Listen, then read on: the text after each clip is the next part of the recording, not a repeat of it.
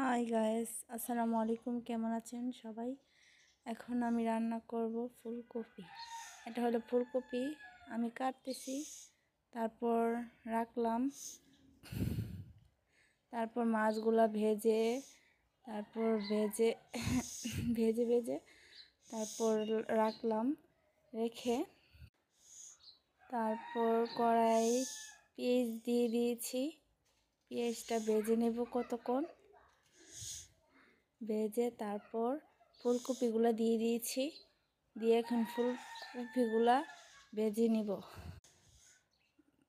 ভাজা হয়ে গেলে তারপর লবণ, হলুদ, পরিমাণ মতো হলুদ,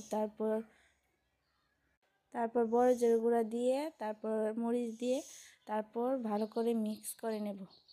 ভাজার পরে পানি দিয়ে দিয়েছি। পানি দেওয়ার পরে সিদ্ধ করব, এটাকে সিদ্ধ করে ফেলছি। সিদ্ধ করার পরে মাছটা দিয়ে দেব আমরা। পাগল ওঠার পরে মাছটা দিয়ে দেব। এখন আমরা মাছটা দিয়ে ফেলছি। তারপর উপরে কাঁচামরিচ, তারপর